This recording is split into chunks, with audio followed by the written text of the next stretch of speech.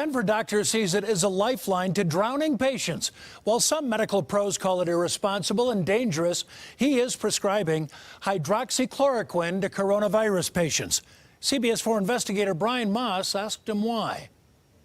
If they're drowning, you either pull them out of the water, but at least throw them a rope to come out. And Dr. Konstantin Samasfiros, a primary care physician in Denver, says over the last 3 to 4 weeks, he's prescribed hydroxychloroquine for about a dozen of his patients who had severe symptoms of COVID-19. Until we have something documented or something that's better, I think that this is probably a fallback that we should not be depriving our patients. Dr. Sam has been practicing family medicine for 50 years and told me hydroxychloroquine and a second antibiotic administered together seemed to have good results for his patients. And they all did well.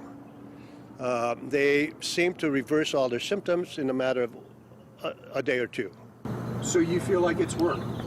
Absolutely. What we're finding clinically with our patients is that it really only works in conjunction with zinc. So the hydroxychloroquine opens the zinc channel, zinc goes into the cell, it then blocks the replication of the cellular machinery. So it has to be used in conjunction with zinc. We are seeing some clinical responses in that regard. There are people that take it regularly for other disease processes. We have to be cautious and mindful that we don't prescribe it for patients who have COVID that are well. It really should be reserved for people that are really sick, in the hospital, or at home very sick, that need that medication. Otherwise, we're going to blow through our supply for the patients that take it regularly for other disease processes. But what you're saying is you're prescribing it and it is working for COVID-19 patients. Every patient I've prescribed it to has been very, very ill, and within 8 to 12 hours, they were basically symptom-free. And so clinically, I am seeing a resolution. That mirrors what we saw in the French study and some of the other studies worldwide. But what I am seeing is that people that are taking it alone by itself, it's not having efficacy. But Dr. Smith, you pointed out that not a single patient of yours, COVID patient, that has been on the hydroxy regimen has had to be intubated. For people who don't know what intubated means, please explain quickly. Yeah, so intubated means you're in respiratory failure and you have to be put on a ventilator. Intubation means actually putting the tube down into your trachea and then you're placed on a ventilator for support, respiratory support.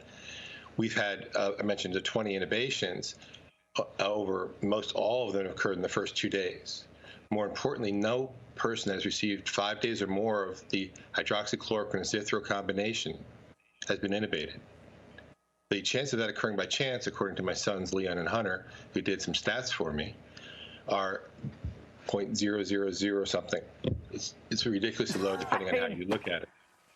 Yeah. It's ridiculously low no matter how you look at it. We worry about selection bias in this situation, but I cannot think of a reason why, if all else is equal, why people that have received 5 days or more, or even 4 days or more, this hydroxychloroquine zithro regimen wouldn't get intubated. In other words, if the regimen didn't work, why would it just be the people that didn't get nearly complete the regimen? Most of the people were in the first 2 days.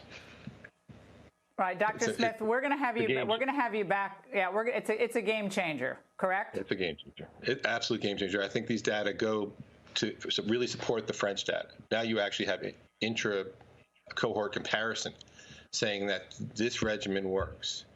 And I'll get some real statisticians besides my sons to look at that.